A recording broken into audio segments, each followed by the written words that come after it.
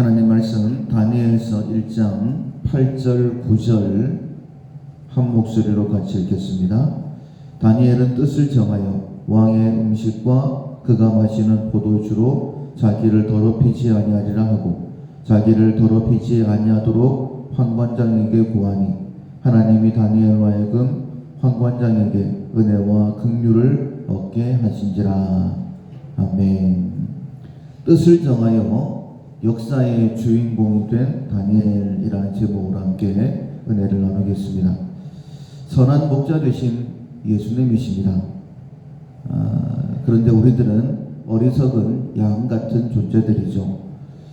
그러나 선한 목자이시기 때문에 우리의 어리석음에도 불구하고 푸른 초장, 잔잔한 물가로 인도하십니다. 우리가 고백을 합니다. 예수님은 항상 선하신 분이시다라고.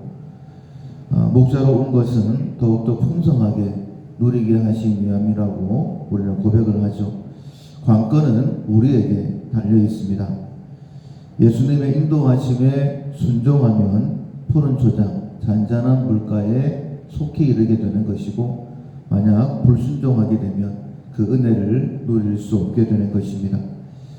그래서 순종의 첫 번째가 듣는 것이죠. 그래서 청종이다라고 우리가 지난 시간 말씀을 들었는데, 신명기 11장 13절 이하에 보면 내가 오늘 너희에게 명하는 내 명령을 너희가 만일 청종하고 너희 하나님 여호와를 사랑하여 마음을 다하고 뜻을 다하여 섬기면 여호와께서 너희의 땅에 이른 비 늦은 비를 적당한 때에 내리시리니 너희가 곡식과 포도주와 기름을 얻을 것이요 또 가축을 위하여 들에 풀이 나게 하시리니 네가 먹고 배부를 것이다 라는 말씀을 주셨죠. 그래서 우리가 지난 주일 2023년 듣고 출발합시다. 내 생각대로 움직이지 말고 하나님께서 뭐라고 말씀하시는지 듣고 출발합시다 라고 함께 말씀을 나누었습니다. 송구영신 예배, 송구영신 특별 새벽 기도입니다. 송구의 시간에는 마지막이 좋았던 세 분, 에녹은 심판을 마음에 새겼고, 아브라함은 약속을 마음에 새겼고, 바울은 사명을 마음에 새겼기 때문에 성공한 사람이다 라고 그렇게 말씀을 들었습니다. 무엇보다 우리의 마음을 지켜야 됩니다. 거기에서 생명이 나온다라고 말씀하셨죠. 우리의 마음이 심판으로, 약속으로, 그리고 사명으로 채워진다면 반드시 되게 되어 있습니다. 왜냐하면 하나님께서 성경에 이런 분들의 삶이 성공적이었다라고 말씀하셨기 때문에 하나님의 약속은, 말씀은 그대로 이루어지죠. 그분들에게 이루어졌다라고 한다면 우리에게도 동일하게 이루어집니다. 그래서 내 마음이 심판의 구원을 바라보고 있느냐, 하나님의 약속을 끝까지 붙들고 방황하지 않고 바른 길을 걸어가고 있느냐, 사명을 위해서 끝까지 가고 있느냐, 이런 믿음의 고백이 우리 가운데 있어야 됩니다. 우리에게 만약에 이런 것 외에 다른 것들, 먹을 것, 마실 것, 어디서 잘까, 무엇을 누릴까, 이런 것들이 있다면, 물질이나 자식이나 직장이나 이런 것들이 우리 마음에 들어와 있다라고 한다면 그런 것들도 중요하죠. 필요합니다. 그러나 이런 것들은 더해 주시는 것이다라고 말씀하셨지 않습니까? 예수님께서 말씀하시기를 이는 다 이방인들이 구하는 것이다. 그렇다면 우리는 무엇을 구해야 될까? 먼저 그의 나라와 그의 의를 구하라. 그리하면 이 모든 것을 너희에게 더하시리라 라고 말씀하셨죠. 그래서 나의 구하는 것이 또 무엇인지를 한번 생각해 보셔야 됩니다. 첫 발걸음은 먹을 것, 마실 것, 입을 것이 될 수 있어요. 그러나 점점 우리의 시선이 하늘을 향해 있어야 되고 하나님께서 내게 주신 사명에 나의 구하는 것이 집중되어져야 됩니다. 그리고 이제 2023년을 시작하면서 영신의 시작이죠. 시간이죠. 시작이 좋았던 믿음의 선진들을 살펴보고 있습니다. 어제는 엘리사에 대하여 말씀을 들었어요. 사명을 깨닫고 능력 주실 하나님을 기대하면서 끝까지 엘리야를 따랐었죠. 그래서 그 결과 사역 처음부터 엘리야의 갑절의 능력을 받아서 사역을 잘 감당했던 분의 모습을 함께 살폈습니다. 오늘은 다니엘에 대한 말씀을 듣고 있어요. 뜻을 정한 다니엘, 뜻을 정했을 그때부터 하나님의 은혜가 더해지는 것을 보게 되고 정말 역사의 주인공이 됐던 다니엘을 우리가 보게 됩니다. 다니엘이 처했던 상황은요, 정말 절망적인 그런 상황이었죠. 나라가 망해버렸습니다. 잘못했기 때문에 징계받는 것은 당연하다라고 생각할 수 있는데, 그러나 하나님께서 선택하신 이스라엘이지 않습니까? 선지자들이 망한다 라고 경고했지만은 그냥 경고일 뿐이다라고 생각을 했는데 진짜 망했습니다. 그런데 이때에 사람들은 하나님께서 망한다라고 말씀하셨음에도 불구하고 이스라엘의 신 여호와께서 바벨론의 신 벨과 느보보다 못하다 이렇게 생각했던 사람들도 많이 있었습니다. 왜냐하면 당시의 전쟁은 신과 신의 전쟁이라고 생각했기 때문에 아마도 포로로 끌려갔던 사람들 가운데 개종하는 사람들도 많았을 것입니다. 바벨론에게 망했어요. 그래서 포로로 끌려갔는데 이 다니엘에게는 정말 좋은 기회가 찾아왔습니다. 왕실에서 특별 교육을 받고 바벨론의 관리가 될 수 있는 기회였습니다. 뿐만 아니라 왕이 준비해주는 고기와 포도주, 특별 음식도 먹을 수 있습니다. 그냥 보면 정말 잘된 일이죠. 그런데 8절에 보면 다니엘은 뜻을 정하여 왕의 음식과 그가 마시는 포도주로 자기를 더럽히지 아니하리라 하고 자기를 더럽히지 아니하도록 판관장에게 구했다라고 그렇게 말씀하고 있습니다. 우리가 이 다니엘이 했던 행동을 보면 정말 제정신인가 이런 생각이 듭니다. 어떻게 이런 결정을 하고 이런 말을 할 수 있을까? 참 절호의 기회이지 않습니까? 어떻게 이런 기회가 찾아왔을까요? 왕이 하사한 음식과 포도주를 거부를 했어요. 그런데 그것도 더럽다라고 거부를 합니다. 이 더러운 음식으로 나를 더럽게 할 수 없습니다. 입 밖에 생각은 할 수 있겠지만은 입 밖에 냈다가는 정말 생명을 부지할 수 없는 그런 말입니다.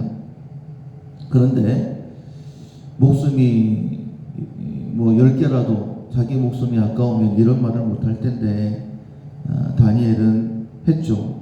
죽을 수도 있는데 그런데 놀랍게도 그 이후에 하나님께서 역사하시는 것을 봅니다. 하나님께서 들으셨다라는 것이죠. 하나님께서 다니엘의 믿음을 확인하셨다라는 뜻입니다. 우리가 주일날 말씀을 들었던 것처럼 이스라엘아 들으라 여호와 그는 오직 유일한 여호와시라 너는 마음을 다하고 뜻을 다하고 힘을 다하여 주 너의 하나님을 사랑하라 라고 그렇게 말씀을 하셨죠. 표현은 여러 가지겠지만은 다니엘은 뜻을 정하여서 그 더러운 음식으로 자기를 더럽히지 않겠다. 왜냐하면 하나님께서 음식에 대한 규례를 주셨기 때문이죠. 우상에게 바쳐진 재물 절대 먹을 수 없다. 그것으로 나를 더럽힐 수 없다.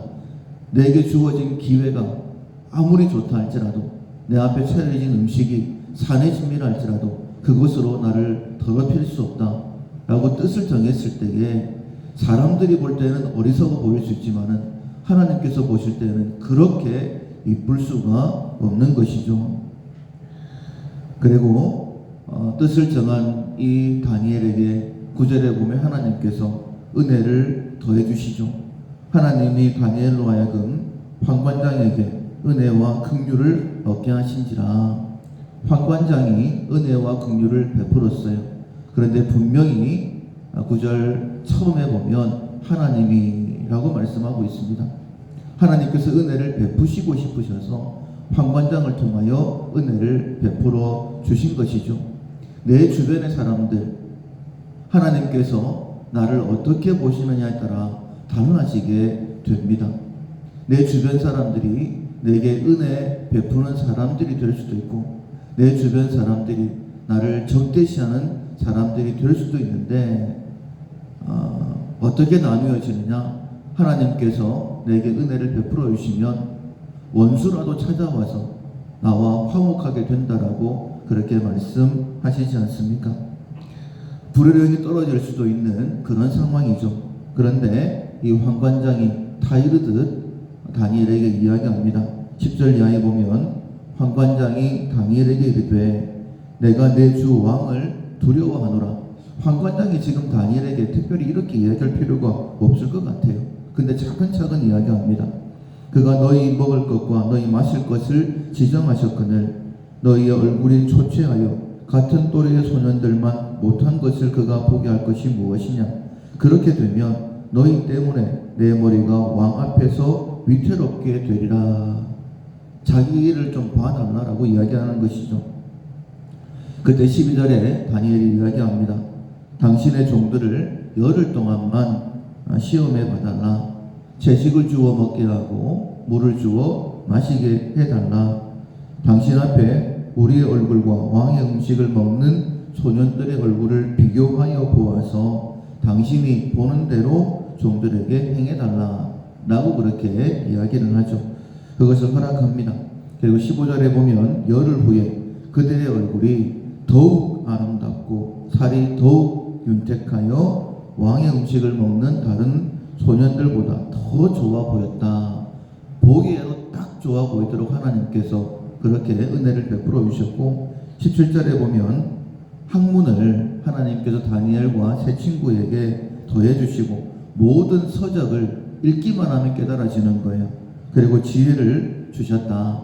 다니엘은 모든 환상과 꿈을 깨달아 알았다 라고 그렇게 말씀을 하십니다. 그리고 직접 이제 정한 기한이 되어서 왕 앞에 섰을 때에 왕이 이 소년들과 이야기를 해보는데 다니엘과 하나냐와 미사엘과 아사랴와 같은 자가 없었다. 그리고 이제 왕 앞에 세워놓고 20절에 보면 모든 일을 물어보는데 그 지혜와 총명이 온 나라의 박수와 술객보다 10배나 나은 것이 드러나는 거예요. 그리고 다니엘은 고레스 왕 원년까지 있었다라고 말씀하고 있습니다.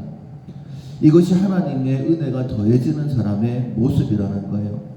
근데 그 출발이 무엇이었냐면 바로 뜻을 정하는 것이었습니다. 다니엘이 모든 말씀을 다 알았다라고 볼 수 없죠.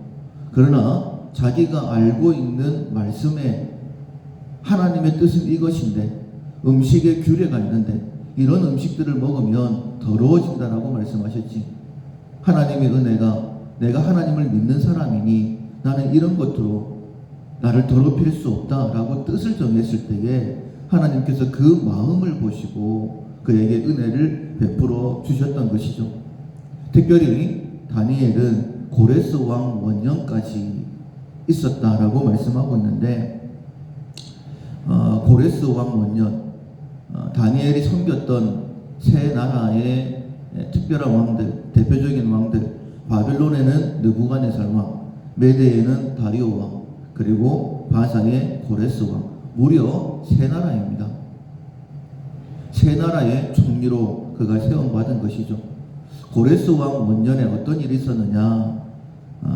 에스라 1장 1절 이하에 보면 바사 왕 고레스 원년에 여호와께서 에레미야의 입을 통하여 하신 말씀을 이루게 하시려고 바사 왕 고레스의 마음을 감동시키심에 그가 온 나라에 공포도 하고 조서도 내려 이르되 하늘의 하나님 여호와께서 세상 모든 나라를 내게 주셨고 나에게 명령하사 유다 예루살렘 성전을 건축하라 하셨으니 이스라엘 하나님은 참 신이시다.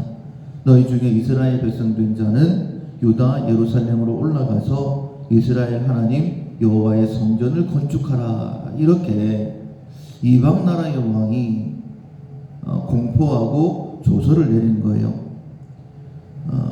이 일에 있어서 정말 귀하게 역사의 주인공으로, 역사의 주역으로 쓰임받은 사람이 다니엘이었습니다.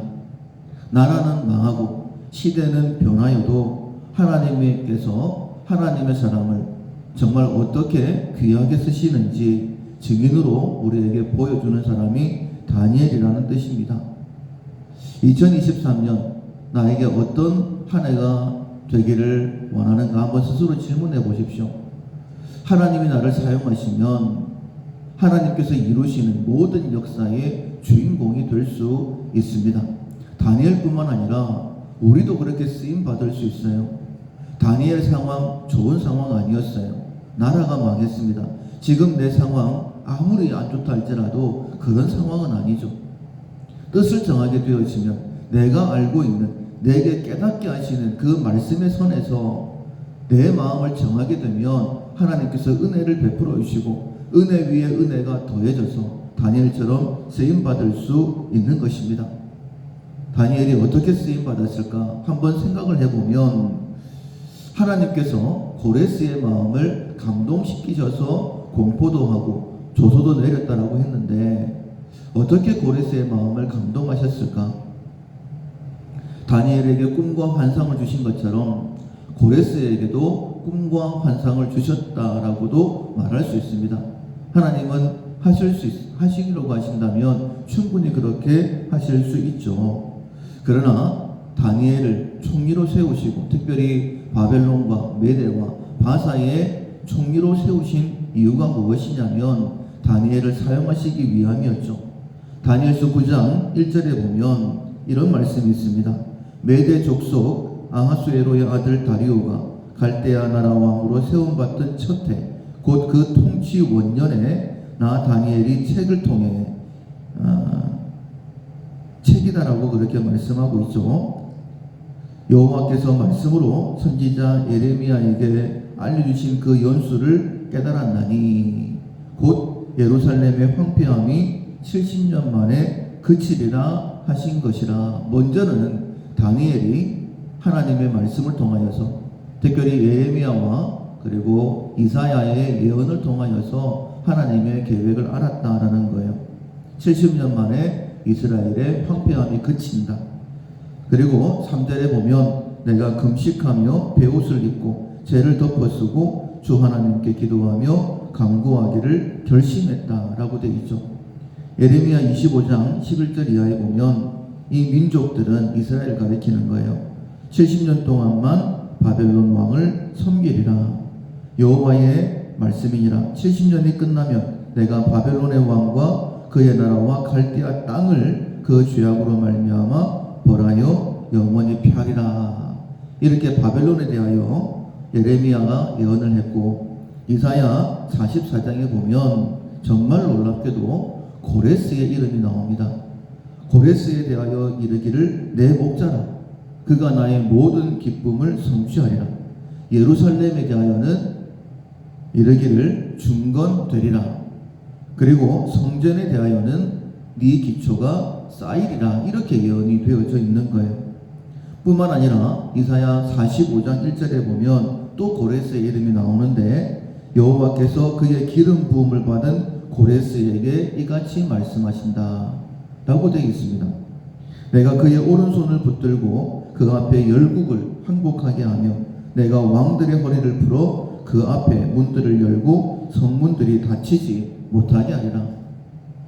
고레스가 정말 하나님의 기름 부음 받은 자가 되어서 승승장구할 것, 모든 전쟁에서 이길 것에 대하여 말씀하고 있는 거예요. 그것을 먼저 다니엘이 총리였기 때문에 왕의 서고에 들어가서 예루살렘에서 가지고 왔던 예레미야서와 이사야 말씀을 읽은 거예요. 그래서 하나님 앞에 금식하며 기도했었고, 바사의 고레스가 왕이 되자마자 이 놀라운 소식을 전한 것이죠. 고레스 왕이시여, 이 말씀을 읽어보십시오. 하나님께서 이렇게 행하신다라고 기록되어져 있습니다. 그때에 고레스의 마음이 감동이 된 거예요. 정말 이스라엘의 하나님 참 신이시구나. 하나님께서 이 모든 것을 내게 허락해 주셨구나. 예루살렘에 대하여 중건드리라고 말씀하셨고, 성전에 대하여 기초가 쌓이리라고 말씀하셨고, 그 일을 나 고레스가 한다라고 미리 예언해 놓으셨구나.